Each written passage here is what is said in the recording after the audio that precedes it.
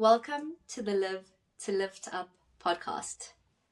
This is a storytelling initiative based on the life, the lessons, the love, and the legacy that Sandy Mohonathan left behind. In each episode of this very special podcast, we bring to you a guest that shares either a perspective, a different side, memories, lessons, laughter, tears, heartfelt, that gives each of us a different perspective and understanding of who Sandy Mohonathan was. And this podcast has been intentionally named Lift Up. Each letter of Lift Up stands for something, so it's an acronym.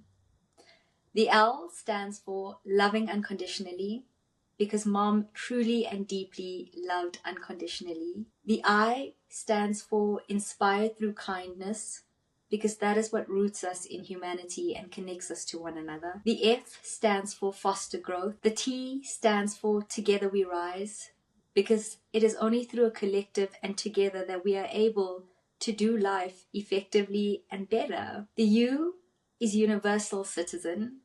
Mom had reach and networks across the globe, not just because she lived in many parts of the world, but because she had the ability to connect with anybody across borders and build deep and meaningful relationships that stand the test of time. And the P in Lift Up is for passion, because what is life without passion and doing things with absolute gusto, vigor, and just oomph, right? So thank you for joining us for another very special episode. My name is Denielle Mohonathan. I am the host of this podcast, and I'm joined today by someone Sandy Mohonathan called and considered another daughter. And this episode, I've no doubt, is going to be hugely emotional, because Sandy Mohonathan, whilst played mother to many on this planet, this woman in particular held a very particularly special and unique place in her heart and being. I would often call her Sandy's other twin. There were so many qualities that she and Mom shared fundamentally to the core. And I'm really looking forward to this conversation for so many reasons. So without further ado, I would like to welcome into the studio today Aalia Saib. Yeah. Hello, Aalia. Hi, I'm super happy to be here. I'm really grateful that I get an opportunity. Already listening to the intro and stuff, I'm already a bit emotional. And I'm very excited to be here to talk about my aunt. I would like the listeners to know and understand, and you too, Aalia Saib, is that this podcast has been a space of deep healing. It's been a place to be able to be authentic, to share all that you would like to share freely, to know that whatever unfolds in this conversation is one that will be felt with resonance, that will touch the lives of others, and will also share a part of how you are going to support others to carry this grief and this journey with pride and a legacy of your own. So I don't want you to forget that, right? So tears and all, let's get into it. Aalia Saib, may you please share with our listeners who you are, how you know or knew Sandy Mohonathan, and what was your earliest memory for how she made you feel that you can share with our audience today. Okay, awesome. Hi, everybody. My name is Aalia. I am very lucky to be one of the nieces of Sandy Mohonathan. Honestly, it was not even a humble brag. I went around and I told people that that's my aunt very proudly. That's who I am in this context, and it's something I'll hold on to for the rest of this podcast. I knew Auntie San, I guess she knew me before I knew her. I had Auntie San in my life for 29 years, and I was very blessed and fortunate to have her as an aunt. like Denielle said, she was another mother.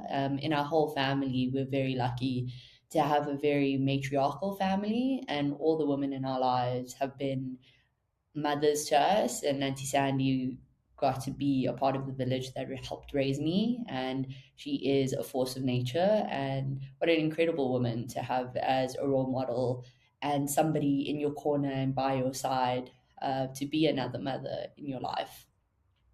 Um, and I guess some of my earliest memories, I was trying to rack through my brain and I can't pinpoint everything exactly, but I guess I do have a distinct memory. But I guess the feeling that I always had when it came to Auntie Sandy was a feeling of safety and of being kind like seen. I felt very seen and safe when I was with Auntie Sandy all the while growing up.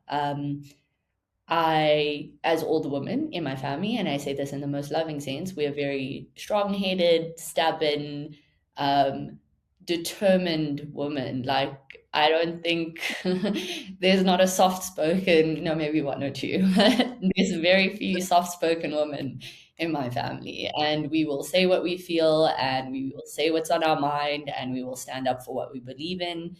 And sometimes that caused a lot of conflict in my own home. I think growing up, my mom is a very feisty woman, and I share a lot of traits with her, which I will still deny, even though we've heard it on this podcast. And it created a lot of friction. I suppose growing up, I really thought my mom didn't understand who I was and how I was growing up. And Auntie Sandy made me feel very safe and very seen for the woman that I am and the girl I was and who I was growing into. Um, on a few, because my mom works, on a few of the occasions where I had Mother's Day at school, Auntie San was always my stand in mom. I remember in grade one, I had to build hats, and she came through and we had a picnic together. And then there was another Mother's Day netball luncheon that she joined as well. And she was my stand in mom. And I remember we went to a Dega and she bought me the Adega cookbook. Um, yeah, so it was always that. I remember even I wanted to live with Auntie San. I wanted to leave my house and I wanted to live with Auntie San and I wanted Auntie San to permanently become my mom. She just gave me so much love and so much safety, and I felt so good being in her presence that yeah, she was just a wonderful person to have in my life. I'm very lucky that I got to have in the ways that I did. Okay, so you've hit on quite a few things there, right? Strong woman, feisty, outspoken, safety, showing up, present, love, there from the very beginning all the way to the end. And those are such remarkable qualities, considering as a brown woman who was dealing with her own struggles and building her own insane career, and with multiple hats that she was wearing. I love that she came to your grade one make a hat day. I also love that you shared that she bought you a cookbook, because something that I would love for the listeners to also know and understand about our family is that we have a very deep love for food. We love to cook, we love to eat, we love to try things, we love to experiment, we love to play and partake deeply in food. Another love language, I suppose. And in recounting those very early memories from way back then, right? Because now you're 30. In what you've shared, how do you feel that this has influenced and impacted the woman that you've become and will continue to be? How do you feel that these impacted you the most, and in what ways specifically? Yeah, for sure. That's a great question. I think it's hard to not be influenced by Sandy Mohonathan. I think once you get to know her indirectly, you may not even realize it, but she does have an impact. Um, and it's something, yeah, people should just be grateful for, because everybody who you get to come across, you leave an impact with them. And Sandy left a huge impact in my life. Danielle mentioned the multiple hats that she wore, and just knowing in her story, it was something I always spoke about when I spoke about jobs, or when I was bragging, like I said, to people about my aunt. And I would tell them that she started as a secretary in like Microsoft, and she worked her butt off while raising two kids, while holding down a house and paying for bills, and having a job. She studied and she got her degree, and she carried on studying, and she kept growing in the corporate ladder, and then she joined Accenture, and then she was owning that space. And it started from someone who, again, a secretary, into being a VP of a company, throughout her 30, 40-year legacy of the time she spent working. Um, and that in itself is an inspiration, knowing the background and where Auntie Sandy came from. Chatsworth Unit 7 represent. And the life that she grew up with. Not that it wasn't filled with love and happiness and joy, which is something that she's carried throughout her whole life. She, as many of us, had her own cards that were dealt to her. And as much as she had love and happiness in her life, there were real life struggles that had to be overcome. But none of that ever stopped my aunt, who is very determined and very passionate, to do what she needed to do. Um, and that in itself was an inspiration. It's a constant reminder to me every day that it doesn't matter where you come from or what cards you were dealt. If you try, if you have your goal in mind, and if you put your all into it, who's to say that you couldn't make it? Because she did, as so many people have. She's a great story to remember that we all come from somewhere, and we all have whatever you're dealing with in struggles. It may not be visible to the eye. People may think you have everything together, and there's things inside that aren't, the best. But regardless of that, and regardless of where you started, you have the capacity and the potential within you. I think Auntie San showed me all the time how there's just so much potential in us waiting to be used, if we're just willing to believe in ourselves and to give it to ourselves. I think it's like a matter of, first the step is believing, and then actually doing the work, which sometimes feels really hard. And I'm sure Auntie Sandy had a lot of hard moments, but she persevered and went through it. And even in that, she kept her joy, she kept her love, she kept her happiness. So that's one of the biggest things I've taken with me. I think I am an overachiever, um, in that, and I love to be doing well at what I choose to do. I may like the career I'm in now wasn't always the plan. As always, as a kid, I started off, I wanted to be an astronaut, then I wanted to be an actor, then I wanted to do something else, and then I got into the career I'm in now. And even in that, in all the growth, I knew this is something I wanted to do, and I wanted to be good at it. And Sandy's work ethic and how she pursued business while still maintaining her humanity was something that has influenced how I actually show up at work. I am very much about the business, and I like to get things done, and I know we have something to do.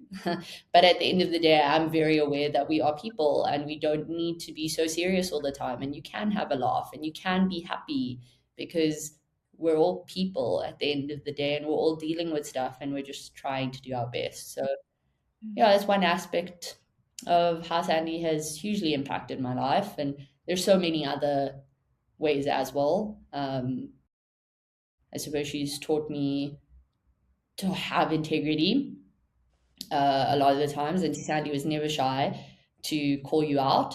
She spoke her truth when you did something that didn't align with the values of how she knew you really operated, or herself, and she would tell you. And it made you rethink and question yourself, and not in a way that was negative or hurtful, but in a way that was like enlightening for yourself, to understand, why am I doing this, and it actually isn't benefiting me. She had that amazing ability, and at times you would be like, oh, this is so annoying. Why can't you just agree with me? But hearing the perspective was always eye-opening, and she was never afraid to give that, which also reminded me that you shouldn't be afraid to speak up and say what you need to say. Like Danielle was saying, as a brown woman, culturally, there's a lot of things around women in brown spaces and how they're meant to be. And a lot of the times, Danielle and I were both called the loud ones or just unconventional in nature. Because the idea, or I suppose the stereotype of what a woman was growing up in a different generation, was not who we were becoming. But in that, it was so celebrated with Auntie Sandy and everybody, because she was also showing us that women don't have to be, the not the breadwinners and not the ones taking care of the home and not the ones making the decisions and calling the shots. So yeah, I could go on forever. Really, I could. But there's so many ways that Auntie Sandy has impacted who I am and how I've grown up and how I view the world and some of the values that I hold to myself. Um, yeah, just a lot of impact in my life. Thank you for sharing that. And again, I'm going to highlight a couple of things that stood out for me, right? The impact and the values.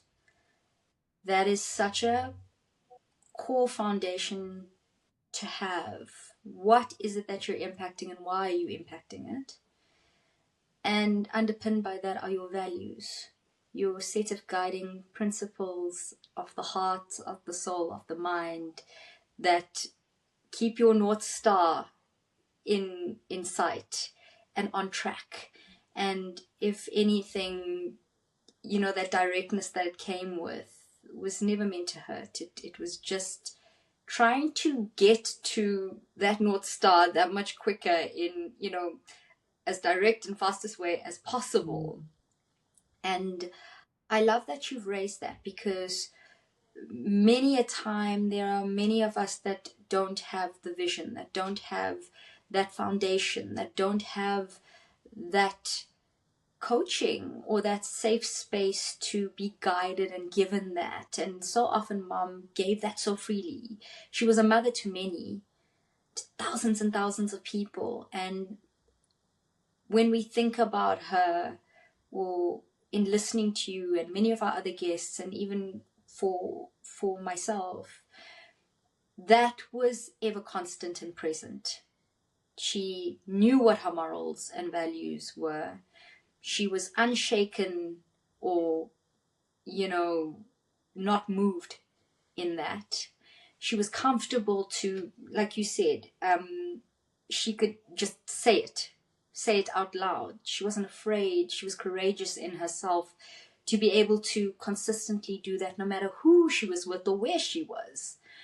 The integrity part as well, very much linked to the values and the morals. When one has integrity, that speaks to the character and the nature of the person that you're dealing with. It means that no matter what happens, you know that what they are going to share comes from a place of good. Her intention and her heart was always in the right place. And that speaks to the L in Lift Up of loving unconditionally, right? And it was something that was felt. You raised something so beautiful in what you said about humanity. She always saw the human being, or she sought to better understand the human being in the context, because everybody is going through something. We just might carry it differently or better or mask it better, but everybody is going through something. So to keep that in mind, to constantly remind ourselves, you can be direct, you can be moral and valued, you could be integrity through and through, but at the end of the day, we're dealing with other human beings. And to keep that, I think, front and center really, I think, speaks to how we can kind of inspire through kindness, the I in Lifter. And one of my favorite things that you've said is that, yes, we have a job to do. whether it's in a professional world, whether it's a family setting. And we have, you're right, our family, on our maternal side, we're driven by matriarchs. But one thing that we've always been taught and to do with reckless abandon was to laugh. It was to always find the joy and the laughter and the light in any To be like situation. super cheesy, live, laugh, And love. Yeah. yes, yes. And that was actually one of the signs, I think, that hung outside their Dubai apartment Yeah, door. I think.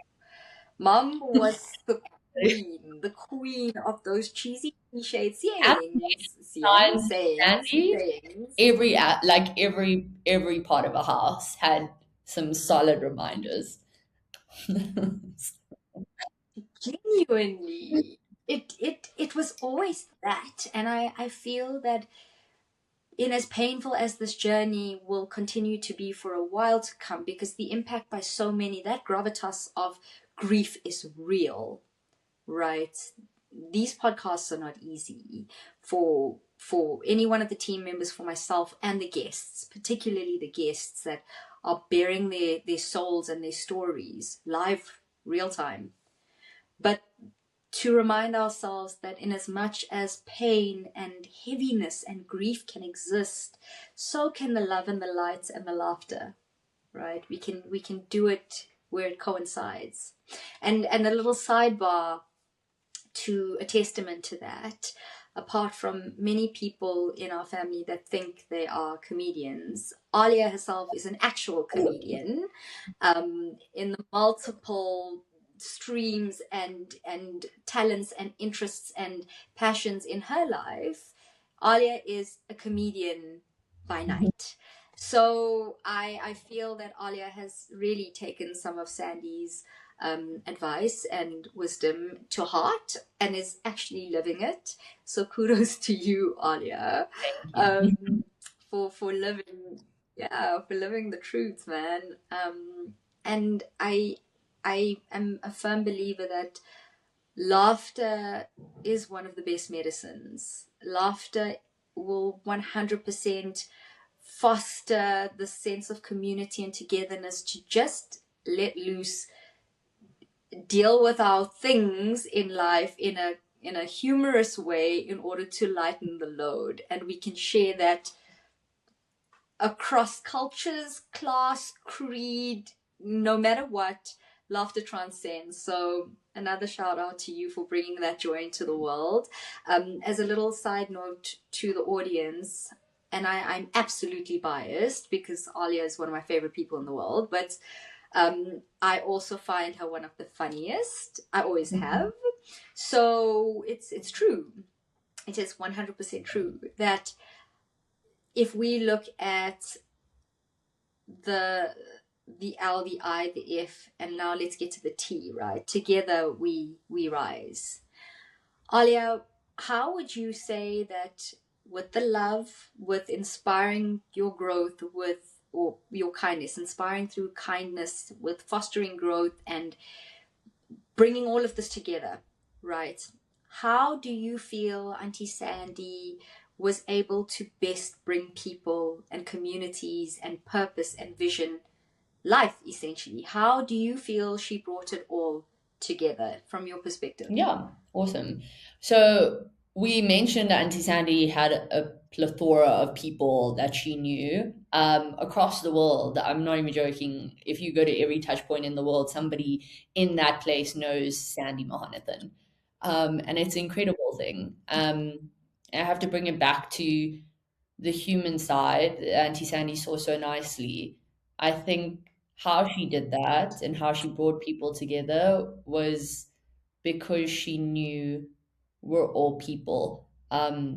She let us be humans. I don't know how to phrase this better, but when you are in a space where you feel safe and you feel seen and you can just be yourself, it's easy to be able to integrate with other people. Auntie Sandy created safe spaces. So even though you would end up going to her 60th, which she had 3 60ths, she had what, four 60ths actually. That is my aunt. I want us all to understand she didn't turn 60 once. My aunt turned 64 times, and everybody knew. So whether you were in Dubai celebrating her 60th, or in Joburg celebrating her 60th, or in Durban celebrating her, or in Cape Town celebrating her 60th, four locations, you were surrounded by so many people. And because Auntie Sandy had this incredible superpower to just have people let down their guards. I think the first thing was that you knew these people knew Sandy, so already they've been vetted. Because Auntie Sandy, like we said, she wasn't the kind of, she's not keeping you in her life if she doesn't rate you. It's just the way it is. Like you would, if you weren't invited to four of the 60th birthday parties.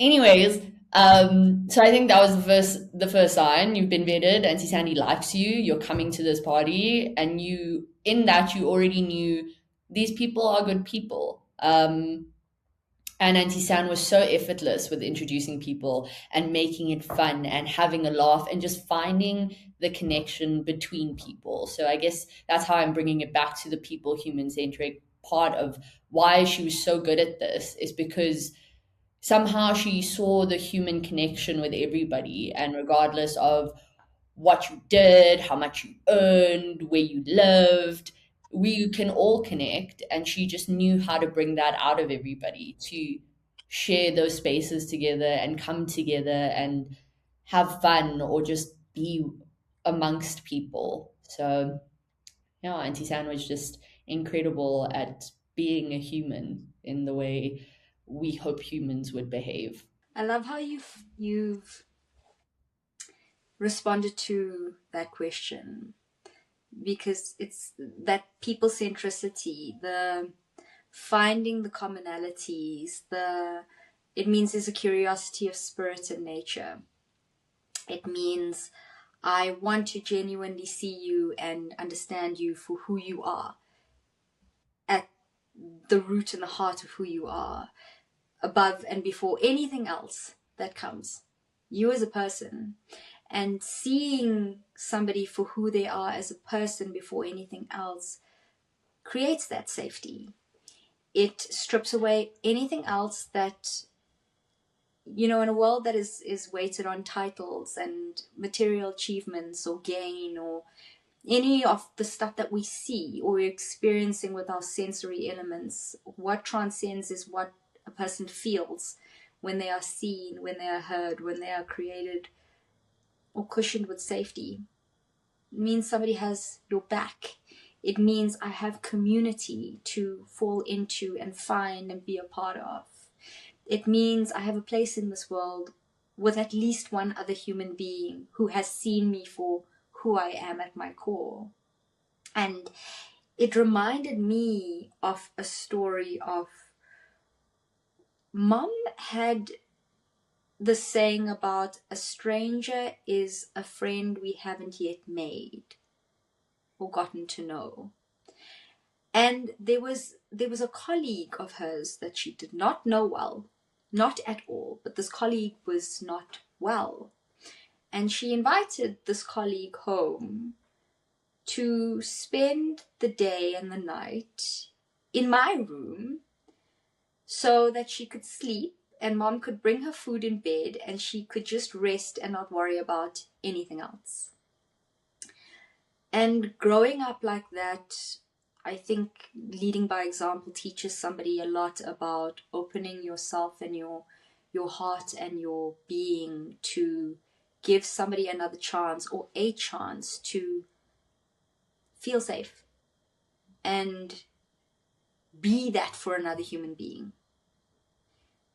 And that again transcended culture, boundaries, creed, age, race. It did not matter where you came from or who you were. If she chose you and she saw you, and she did, if she picked you, you felt that. And I find that is such a remarkable quality, because it means if you were touched by it, it means it exists in you now, right? To give that to another human being and make a decision to walk away cleanly and with dignity for both parties, or lean into the other person, you know, with heart and grace and self-respect for your fellow human being because you've seen them. So thank you for raising that. I think that's really important for our listeners to hear, especially in a world compounded by technology and AI, and the instantaneous nature of it all is in taking the time to reconnect with what it really means to be truly human, right? So you've given a beautiful response to Together We Rise, and you've also touched on the U in Universal Citizen, about that extension and that reach. No matter which part of the world you would go to, I have no doubt you will find somebody touched by Sandy Mohonathan. Phrase that differently. Which right. In Which physical sense, somebody who is mid on. Aalia, in the humor, this little joke and actually in the seriousness of it all is that she was very affectionate. She was a very affectionate human Yeah, being. very physical. Whether the person knew her or not, she just Yeah. was. She was just boundless love. And again, I love that you said that, because another story to share is that when she eventually moved up the ranks and became HR director, and she had a corner office, and as life actually would come full circle somewhat, when mom became HR director, etc., that office park that Accenture's offices were located in is now the same office park that Aalia Saib it is now in. Right, so a little bit of a weird full circle kind of different, same kind of parts followed there, now that I'm saying this out loud. And in mom's office, she had quite a beautiful corner office with views of the parks and the little dams and nature, and was wonderful, and lots of sunlight. But the walls of her office were covered in photos of other people's children. And I would walk in there and go, who are these children? Why do you have pictures of other people's children in your office, but everywhere? And this woman's answer was so simple, where she said, I have more children than just you and your brother. And I think the beauty of that is that I have always wanted to be part of a big family. I always wished my parents had far more than just Brett and I. And the truth of the matter is that we do. We have brothers and sisters for years and years and years to come. Whilst Aalia is my cousin and vice versa, we are sisters rather than cousins, just because of the interconnectedness for what mom was trying to create in connecting and keeping people together. She just wanted everybody to be friends. And again, that's such a beautiful quality, because it speaks to her passion for life. And as I get into this last letter, Aalia, can you possibly recall, you can recall as many as you'd like, memories, stories, but where mom just showed pure passion for the life that she was living, and how did that impact you, and what has it actually done for you? Yeah. I loved Auntie Sandy's passion. I think of all the qualities that we mentioned, and many are amazing, and I relate to them all, passion was one of the deepest connections that I had with Auntie Sandy. I don't know what it is about our family, and a few of us in it, or all of us really, but we go gun ho when we want to do something. There is no like kind of slow pace. We're very 0 to 100. It's either or on either end of the scale. We never understood what it was to do something halfway. It's either we didn't do it at all or we are doing it to the most maximum ability. And that was just the passion that drove us, because once we had something in our mind that we want to achieve or we want to do, it was just like a driving force. I can't even, like, it was external. How this came, external, internal, it was just this driving thing that really captured you. And I can think of so many instances in Auntie Sandy's life where she has been passionate, passion for travel and to see the world. And on the occasions where I have traveled with Auntie Sandy, I've seen that come out. One time we were all very, very blessed and lucky to spend a New Year's together in Las Vegas.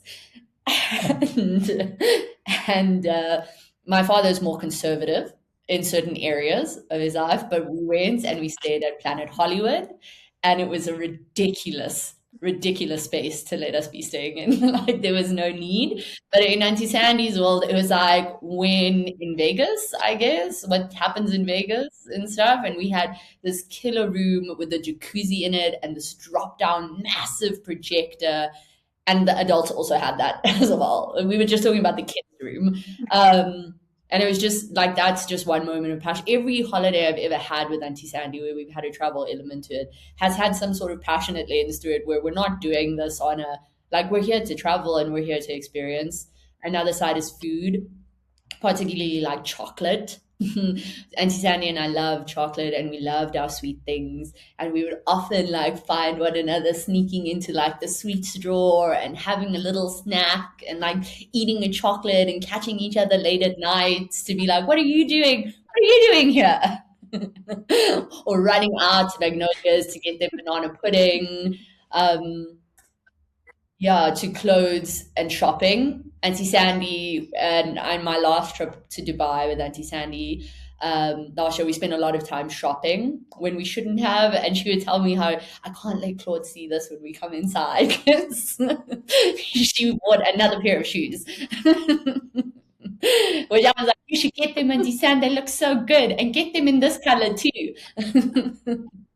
I love her clothes. I love her fashion. I love her eating. There's no aspect of Auntie Sandy's life that she didn't love with a passion for it, because she was a very intentional woman. And I admire that she knew that her time was valuable. And what we spend our time on, as we all know, time is your most expensive currency. You don't get that back. You don't know how much you have of it. And I like to think that with her intentional living, she chose the spaces where she could be passionate, because if I have this one life, if I have this set time, why wouldn't I be passionate about the things that I pursue and the things that I do? Um, so it's hard to pinpoint exactly where. Those are just some of my fun little memories here and there. But there is no aspect of Sandy's life that she wasn't passionate about, whether it was family or friends or going out or having a laugh or chilling or just napping. She was passionate. She was passionate about it all. How do you, and that's the accuracy. I love that story about catching each other in the kitchen. Was a sketch.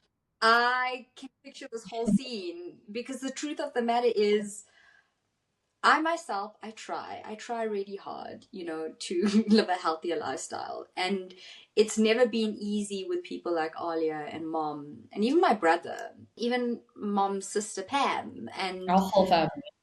even it's just, it runs in the genes to just enjoy good food and snacks and chocolate and yummy things. And so I have this very childlike essence story that you've painted. Yeah. Where, what are you doing here? What are you doing? And the shopping, I think if anybody knew Sandy Mohonathan's gift of being able to shop, it was an art form that she had down to a T, where she could walk into anywhere, spot things off the bat. I know in previous episodes with Heather Third, she shared the story about how quickly she found Heather a dress.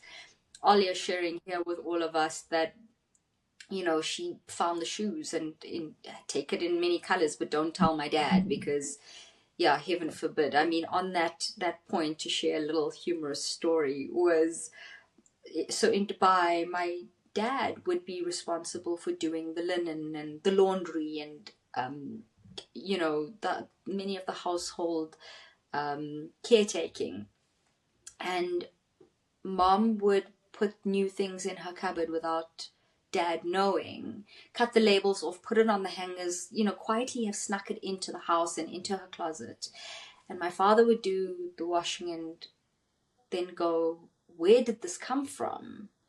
And she'd say, I've always had it. What do you mean? And he'd say, I do the laundry in this house. I know what I'm washing. This is new. Tag or not, this is a new item of clothing, Stan. It was, and even if with Liz Rafferty, who we'd also interviewed very early on in this podcast, and she would share stories about how my mother influenced, and yes, Alia's right, my mother was hugely influential, whether you like to believe it or not, but she influenced Liz to buy way more shoes, hats, clothes. Liz has boxes of new stuff that she hasn't touched. She can't get to it because Sandy just made her believe that, of course, you need more. Of course, you should buy all the things that you want without even thinking that you're living in, excess. And I suppose what you shared, Alia, about the concept of time, right, is that it's not promised. You don't know. Sure, live within your means, work hard for what you want, plan, save, make smart choices. But if you have the means to, spoil yourself, treat yourself, do it. Go on those excessive Planet Hollywood Vegas holidays with a projector screen that children just don't really need, where we're not living in the room of, the hotel room. We're going out to explore, but let's do it anyway. A jacuzzi in the room. It was a life that everything she touched, no matter what she was doing, was not half measured. And that is such a quality that runs so consistently in our family. I mean, we have women that tire themselves out to the nth degree, but they would do it all over again for themselves and the people that they care about and love, and whatever else falls into their path, whatever it is that they touch. And that speaks to a legacy that will live on for all eternity. And creating the lives that we all want to live so that we can give that experience to others. And Alia is one of many people that had the blessing and the opportunity to go to Dubai for a holiday because mom and dad had an open door, revolving door policy. They opened their homes to anybody and everybody over the years who they loved and cared about, or sometimes didn't really know well, but took a leap of faith in love, to even allow people to stay in their apartment when they weren't there, multiple people. And that speaks to people that cared deeply enough to share and give and gift the experience of whatever they had to everybody around them, which is what for me makes them the wealthiest. The generosity of spirit and heart is that everything that they had, they shared, which meant karmically, mathematically, it all came back tenfold, and it kept the wheel going. So many people will also share the stories about how those experiences or those points of exposure open their minds, open their thinking, open their lust and their passion for life to be able to give that to themselves and their own families and their own circles. And again, that speaks to the foundation of what makes a life worth living and worthwhile. It's when we're living it for others. And Aalia Saib, I believe that you do that in your own special ways too, whether it's in the gift of laughter in your comedy, whether it's in, and I've been privy to Aalia Saib in the workplace, and there's it's pretty much consistent with who she is in her personal capacity too. It's a force, it's confident, it is inspiring, it's driven, it's watching a human being who, like she said, as a kid it was an astronaut, then it became maybe a doctor, maybe then this, maybe that, but her career has led her into the data science and analytics world. And, you know, as a student who essentially graduated top of her class, has taken this career and soared to heights that is inspiring to others. I believe that your story and your bond that you share for all eternity with mom is one that can be continued. You have a responsibility to yourself and the world around you. No pressure. No pressure. Not that we didn't mention that this family is already driven on passion and doing things with full rocket speed. But I believe you're doing it already, and you will continue to do a world of good for the world around you, and for the right reasons. For our listeners who may not know Aalia well, and I doubt that because Sandy Mohonathan spoke very proudly of her children, all her children. Brett, myself, Aalia, Raphael, Yugeshni, Danon, Danae, all of her nieces and nephews. She spoke highly of them, and I believe that it's a privilege. It's a privilege to have had you here, as hard as this is, to share about your Auntie Sandy, but what you have unearthed in this conversation, I have no doubt, will give people a moment to pause and to acknowledge and to take on the responsibility of creating a legacy that will last a lifetime for others because of them too. So thank you for carrying that torch so proudly. Your Auntie Sandy is hella proud of you. She always was, and she will always be. And I want you to remember that. And I feel, on that note, if you could attribute one of your proudest moments and achievements of self to Auntie Sandy, which would it be and why? It has to be when I got the opportunity, because work recognized my capabilities and my potential. I got to go to Paris to work on the Olympics when the Summer Olympics happened in 2024. I was the analyst and I was working with the global team for Coca-Cola, and I got to spend a month in Paris working and being there. And there's so many elements of that I could attribute to Auntie Sam, because I worked really hard to grow in the company that I joined. I was very proud that I was recognized for an amazing opportunity that they saw in me, which made me feel quite proud. And yeah, Auntie Sam was really proud of me as well. She was like, "This is an amazing opportunity, and you work so hard and continue growing and shining." And because it had that travel element, because there was new food, because I could go shopping, because it was about work that really got me that opportunity to go explore and like live more life with more passion. Um, yeah, I would say one of those, that moment really made me feel, or I would attribute that moment to Auntie Sandy. It was a culmination of so many things, um, whether direct or indirectly, she's like the impact she's had on my life, in my life, to have helped me get there. I love that you shared that in particular.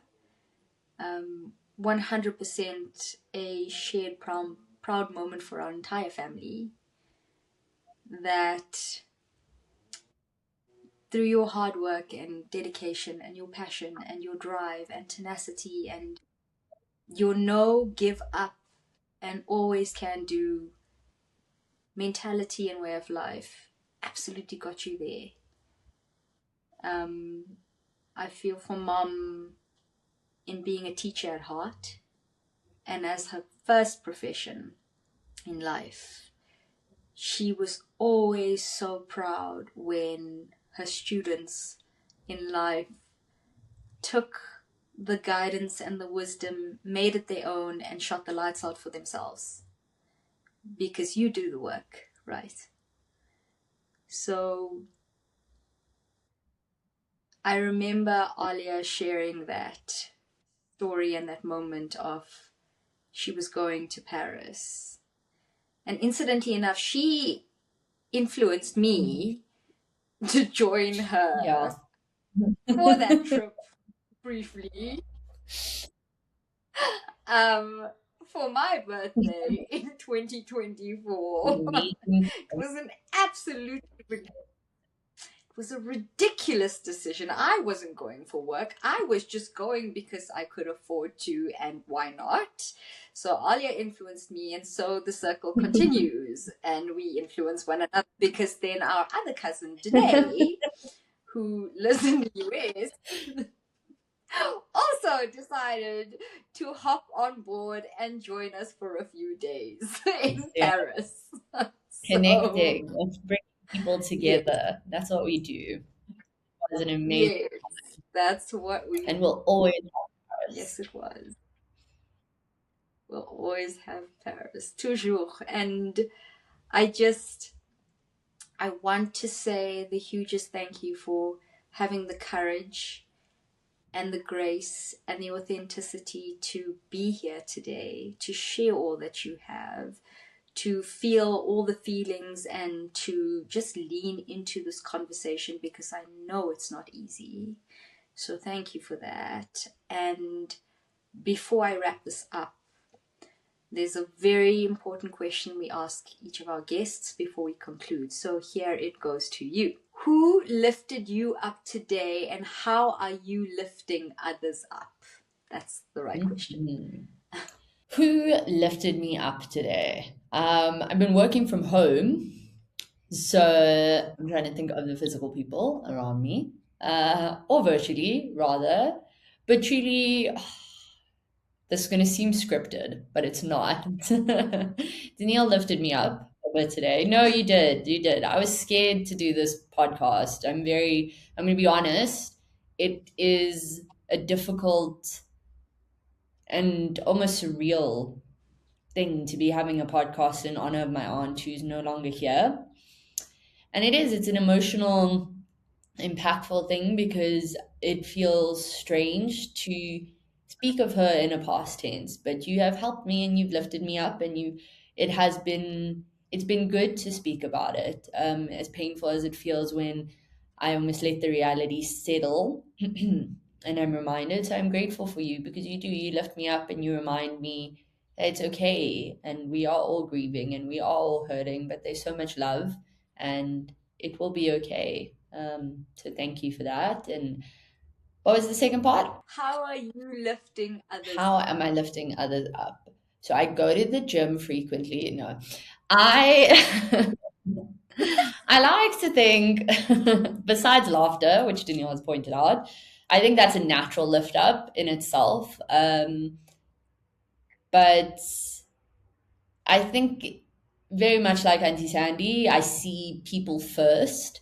Um, and in that I can see amazing qualities that people maybe don't see in themselves. So the way I like to help people lift themselves up, I suppose, is reminding them of all the capabilities and possibilities that they already have. Possibilities is not the right word, but I guess everything that they already have inside of them that's already helping them achieve incredible things, to then unlock in their minds to understand what's stopping you from the next thing that you want to achieve. Um, like I mentioned in the beginning, and to circle back from it, it doesn't matter where you come from, it doesn't matter the cards you were dealt, it doesn't matter how your life started. You are in control of it. You have that power.